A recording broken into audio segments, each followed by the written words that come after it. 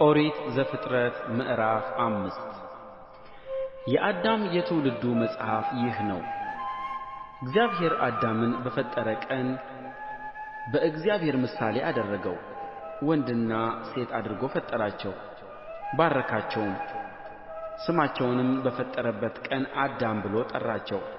አዳምም 230 ዓመት ኖረ፣ ልጅንም በምሳሌው እንደ መልኩ ወለደ፣ ስሙንም ሴት ብሎ ጠራው።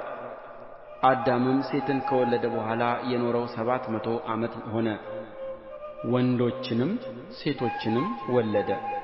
አዳምም የኖረበት ዘመን ሁሉ 930 ዓመት ሆነ፣ ሞተም። ሴትም 205 ዓመት ኖረ፣ ሄኖስንም ወለደ።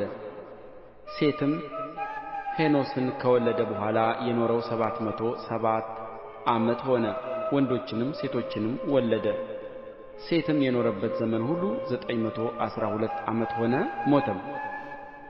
ሄኖስም 190 ዓመት ኖረ፣ ቃይናንም ወለደ።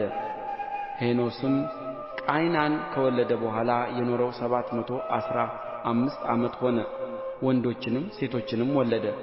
ሄኖስም የኖረበት ዘመን ሁሉ 905 ዓመት ሆነ፣ ሞተም። ቃይናንም 170 ዓመት ኖረ፣ መላልኤልንም ወለደ። ቃይናንም መላልኤልን ከወለደ በኋላ የኖረው 740 ዓመት ሆነ፣ ወንዶችንም ሴቶችንም ወለደ። ቃይናንም የኖረበት ዘመን ሁሉ 910 ዓመት ሆነ፣ ሞተም።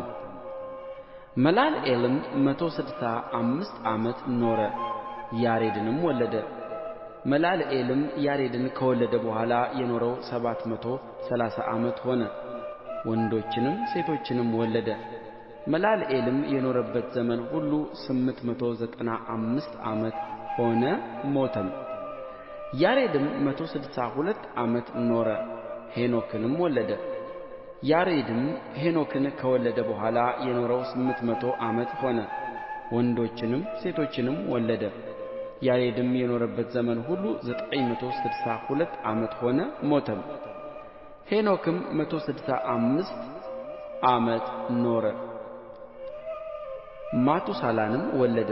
ሄኖክም አካሄዱን ከእግዚአብሔር ጋር አደረገ። ማቱሳላንም ከወለደ በኋላ የኖረው 200 ዓመት ሆነ፣ ወንዶችንም ሴቶችንም ወለደ። ሄኖክም የኖረበት ዘመን ሁሉ 365 ዓመት ሆነ። ሄኖክም አካሄዱን ከእግዚአብሔር ጋር ስላደረገ አልተገኘም፣ እግዚአብሔር ወስዶታልና።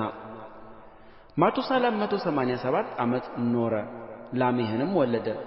ማቱሳላም ላሜሕን ከወለደ በኋላ የኖረው 782 ዓመት ሆነ፣ ወንዶችንም ሴቶችንም ወለደ። ማቱሳላም የኖረበት ዘመን ሁሉ 969 ዓመት ሆነ፣ ሞተም። ላሜሕም 182 ዓመት ኖረ፣ ልጅንም ወለደ። ስሙንም እግዚአብሔር በረገማት ምድር ከተግባራችንና ከእጅ ሥራችን ይህ ያሳርፈናል ሲል ኖኅ ብሎ ጠራው። ላሜሕም ኖኅን ከወለደ በኋላ የኖረው 565 ዓመት ሆነ፣ ወንዶችንም ሴቶችንም ወለደ።